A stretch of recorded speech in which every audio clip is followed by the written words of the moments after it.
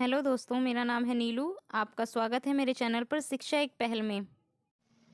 Students, आज हम class 9th का सैम्पल पेपर सॉल्व करेंगे, जो कि मैं पूरी कोशिश करूंगी कि हिंदी मीडियम के साथ साथ इंग्लिश मीडियम के बच्चों को भी ये चीज़ समझ में आ जाए अच्छी तरह। तो क्वेश्चन नंबर 1 पे आते हैं। यदि किसी संख्या का दशमलव निरूपण अनवसानी अनावर्ती है तो वह संख्या है। अब वह संख्या क्या होगी, ये हमें बताना है कि वह परिमेय है या अपरिमेय है, यानी रैशनल है या इरेशनल है। तो डी जो है, इसका डी पॉइंट एकदम सही होगा कि एक अपरिमेय संख्या होगी, यानी एन इरेशनल नंबर होगा वो। ठीक है, तो इरेशनल नंबर एकदम सही है। क्वेश्चन नंबर 2 पे आएंगे अब हम। यदि एक समबाहु त्रिभुज का परिमाप 180 सेंटीमीटर है तो इसका क्षेत्रफल क्या होगा। आइए देखते हैं इसका आंसर। तो अगर यदि आप हीरोन्स फॉर्मूला नहीं लगाना चाहते, क्योंकि ये 1 नंबर का क्वेश्चन है, बहुत ज़्यादा समय ले लेगा हमारा, तो इसीलिए हम क्षेत्रफल का फॉर्मूला लगाएंगे। जो त्रिभुज की भुजा है, यानी कि साइड ऑफ ट्राइंगल है, इसमें पैरामीटर अपॉन में 3, यानी कि परिमाप बट्टे 3 लगाकर, और इसकी एक साइड निकाल लेंगे जो कि 60 निकल कर आ रही है। इसके बाद क्षेत्रफल निकालेंगे, यानी एरिया निकालेंगे, जिसका फॉर्मूला है √3 अपॉन में 4, और उसके बाद में मल्टीप्लाई करेंगे भुजा की स्क्वायर, यानी कि साइड की स्क्वायर से। तो जब साइड है उसकी स्क्वायर करेंगे, और यहाँ पर होगा क्या, साइड की स्क्वायर करने के बाद 3600, यानी कि 3600 आ जाएगा, और 4 से उसकी डिवाइड करेंगे तो 900 बचेगा यहाँ पे, और √3 एज इट इज़ ऐसे ही आ जाएगा। तो हमारा आंसर बी 900 √3, जो कि बिल्कुल सही आंसर है। अब हम क्वेश्चन नंबर 3 पे आते हैं। क्वेश्चन नंबर 3 देखिए क्या बोल रहा है। यदि 3, 0 रैखिक समीकरण 2x जमा 3y बराबर k का एक हल है तो k का मान क्या है। अब k का मान आपको बताना है कि क्या है k का मान। इसमें x की वैल्यू यानी कि 3 हो गया और y की वैल्यू 0 हो गई। तो इस समीकरण के अंदर हमें क्या करना है कि x की जगह पे 3 लगाना है और y की जगह पे 0 लगाना है, जिसके थ्रू हम k का मान निकाल लेंगे। तो आइए देखिए इसका आंसर क्या होगा। 2x जमा 3y बराबर k। एक्स की जगह पे हम क्या लगाएंगे 3, और वाई की जगह पे हम क्या लगाएंगे 0। तो 3 की 0 से मल्टीप्लाई होगी, 0 आ जाएगा, 2 तियाँ हो जाएगा यहाँ पे 6, और 6 में जब 0 को प्लस करेंगे तो क्या हो जाएगा, 6 ही आ जाएगा, यानी के की वैल्यू 6 आ रही है। बी जो है इसका राइट आंसर है। ठीक है, हम नेक्स्ट क्वेश्चन देखते हैं अब। नेक्स्ट क्वेश्चन है क्वेश्चन नंबर 4। चित्र में ओ वृत्त का केंद्र है, एंगल ए डी सी का माप क्या है। उसके बाद में ए ओ सी जो है, यदि देखा जाए तो 60 और 30 कितने हो गए, 90 हो गए। यदि ये दोनों मिलाकर 90 आ रहा है तो जब हम इसका हाफ करेंगे 45, यानी कि ये आ जाएगा 45। तो इसका डी आंसर एकदम सही है। ठीक है, क्वेश्चन नंबर 5 है। एक गोलार्ध का कुल सतह क्षेत्रफल 4158 सेंटीमीटर स्क्वायर है। गोलार्ध का व्यास 10 सेंटीमीटर के बराबर है।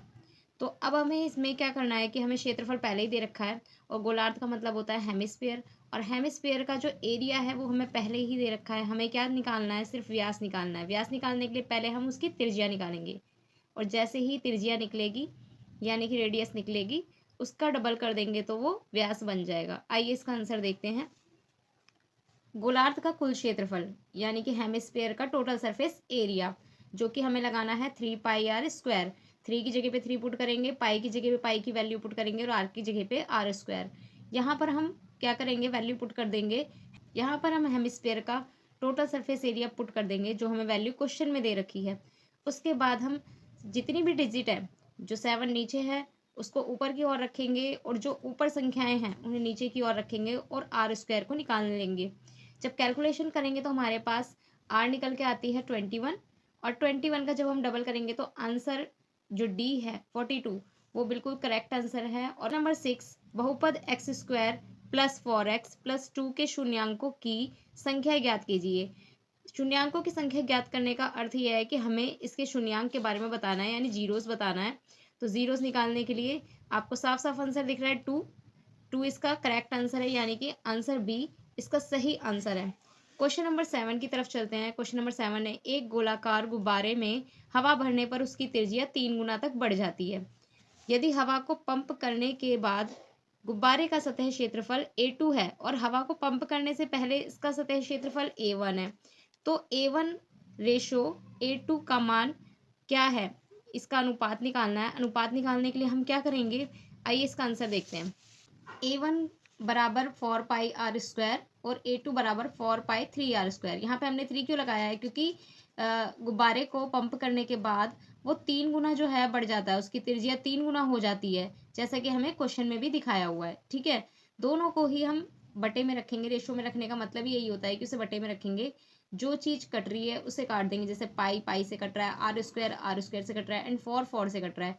बचेगा क्या हमारे पास 3, तो 1/3 यानी 1:3। ए इसका बिल्कुल करेक्ट आंसर है। तो हम यहाँ पे क्या करेंगे, क्वेश्चन नंबर 7 के अंदर ए जो है बिल्कुल करेक्ट आंसर है। क्वेश्चन नंबर 8 पे आएंगे। दी गई आकृति में यदि कोण ए और बी का अनुपात 2:3 है तो कोण सी है। अब कोण सी क्या है ये हमें बताना है। जैसे कि हम देख पा रहे हैं, जो लाइन है, ये लाइन आप देख रहे हैं, इसके ऊपर बनने वाले जितने भी कोण होते हैं एक लीनियर पेयर होते हैं। यहाँ पे हमें सी भी निकालना है, उससे पहले ए निकालना है, और ए का अनुपात क्या दे रखा है, उन्होंने 2 दे रखा है। ए का अनुपात 2 निकालने के लिए आइए इसका आंसर देखते हैं कैसे होगा। 2x लिखेंगे प्लस 3x लिखेंगे, 2x और 3x प्लस होके 5x बन जाएगा। तो 5 को हम नीचे ले आएंगे और 90 से डिवाइड कर देंगे, क्योंकि 2x और 3x जैसा कि तुम्हें क्वेश्चन में भी दे रखा है, जो 2x है और 3x है ये 90 का बन रहा है। अगर इधर वाला 90 का है तो इधर वाला भी, ये दोनों एंगल ए और बी 90 के होंगे। तो इसी हिसाब से हमने क्या किया है कि 2x प्लस 3x बराबर 90 रख दिया है।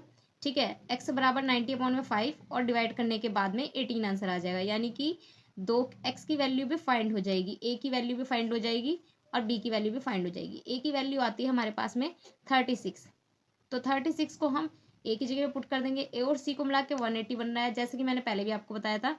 एक रेखिक युग्म है ये, और एक रेखिक युग्म में क्या होता है कि लीनियर पेयर में 2 एंगल, उस पर बनने वाले जितने भी एंगल होते हैं, 2 हो, 3 हो, 4 हो, वो सभी 180 के होते हैं। तो यहाँ पर 36 जो है 180 में से माइनस कर देंगे और 144 इसका आंसर आ जाएगा। तो करेक्ट आंसर क्या है, करेक्ट आंसर है सी 144। ये वाला आंसर एकदम करेक्ट है।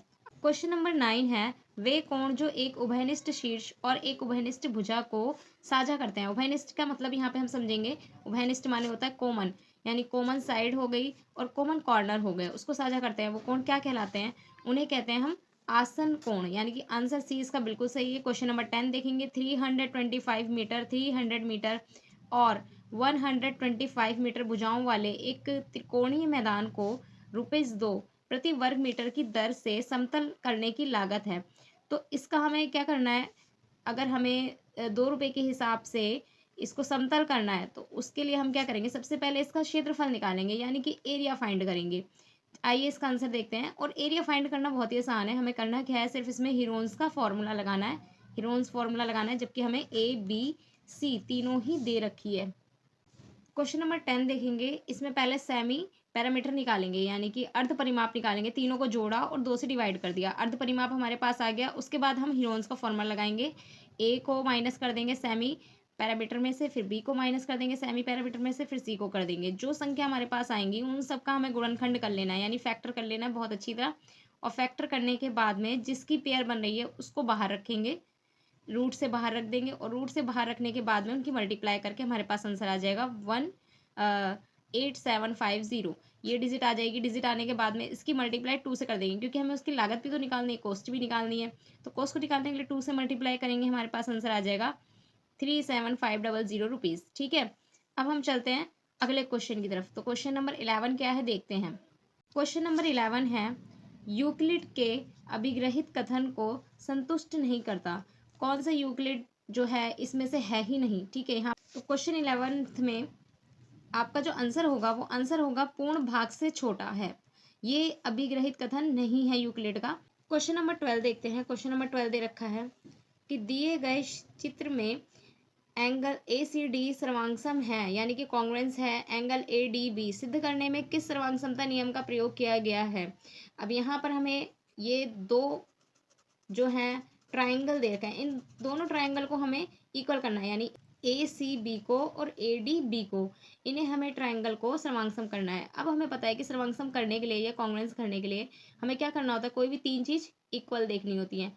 3 चीज़ें इक्वल हो जाएंगी तो सर्वांगसम के रूल में आ जाएगा। 2 चीज़ें तो हमें दे रखी है कि एंगल ए जो है उसे एक लाइन प्रतिच्छेद कर रही है, ए बी लाइन, तो वो इक्वल होंगे।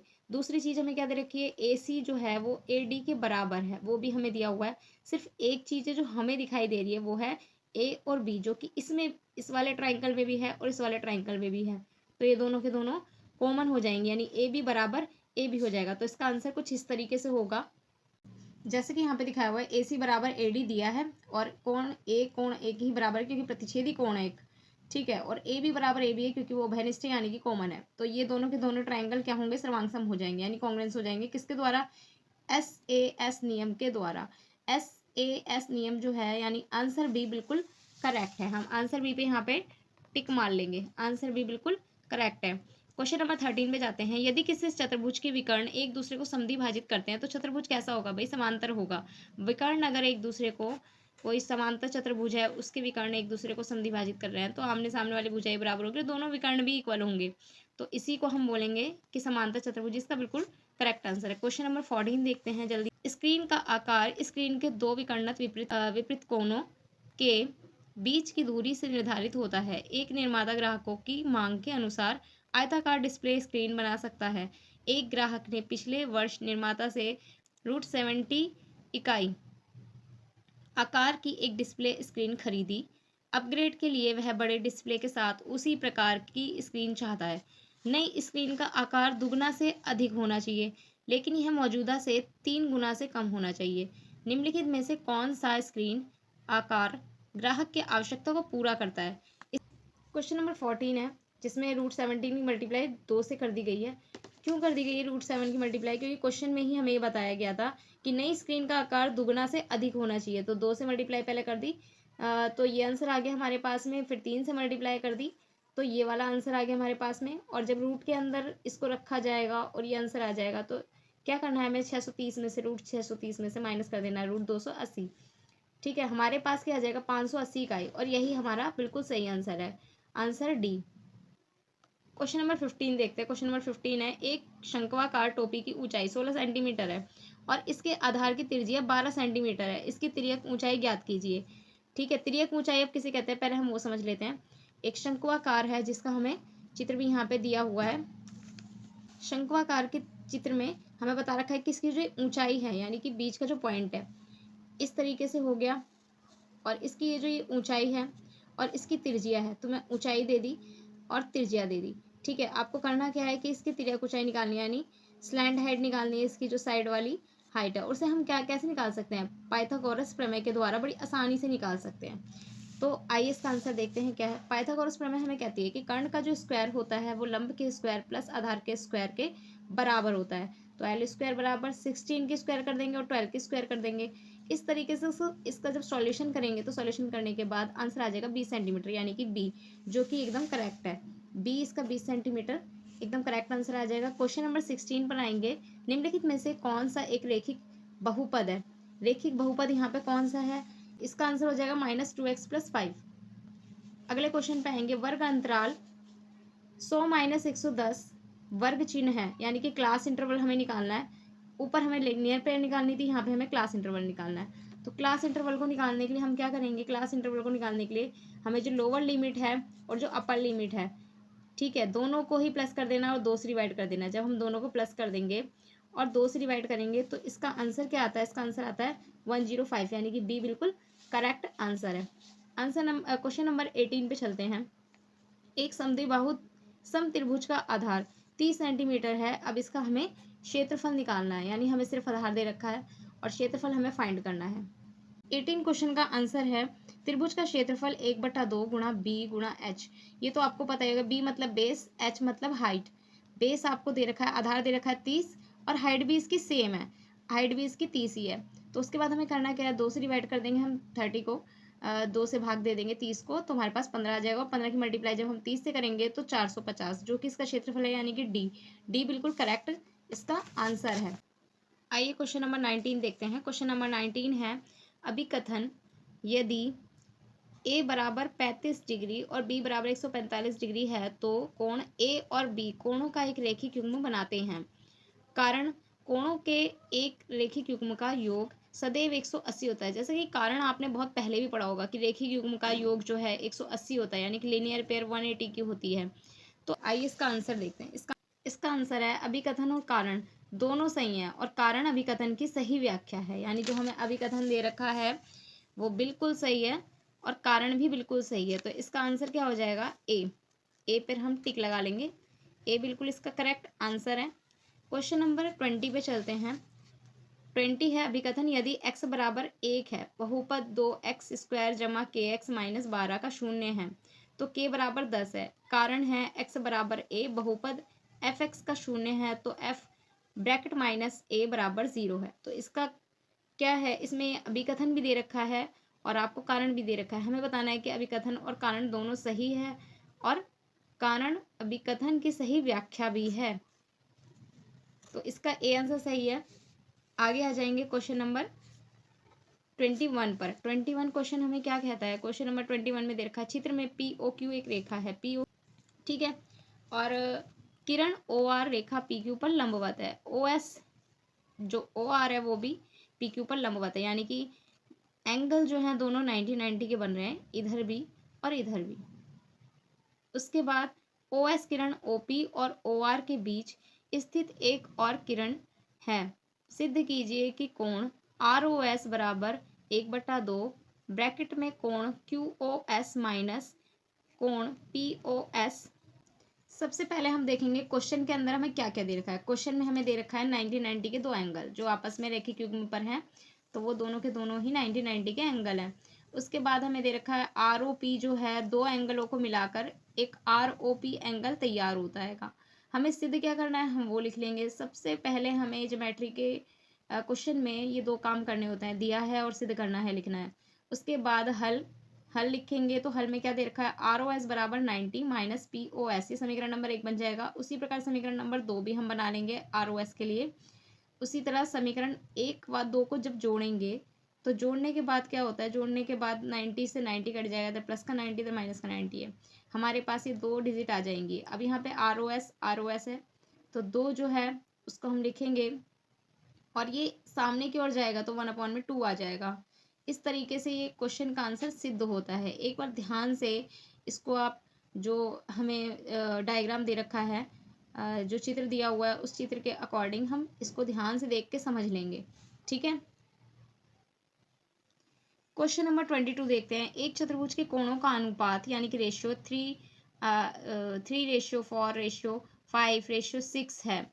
चतुर्भुज के सभी कोणों को ज्ञात कीजिए। अब चतुर्भुज के हमें सभी कोण निकालना है। आपको जैसे कि पता ही होगा चतुर्भुज के चारों कोणों का योग होता है 360 यानी कि 360।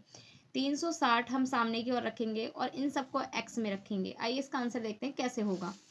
3x जमा 4x जमा 5x जमा 6x, जैसे कि मैंने कहा था चारों को जोड़ लेना है। जोड़ने के बाद आएगा 18x और बराबर में रखेंगे हम 360 को, क्योंकि चतुर्भुज के चारों कोणों का योग 360 होता है, ठीक है। x बराबर 360/18, 18 को डिवाइड करेंगे, ठीक है।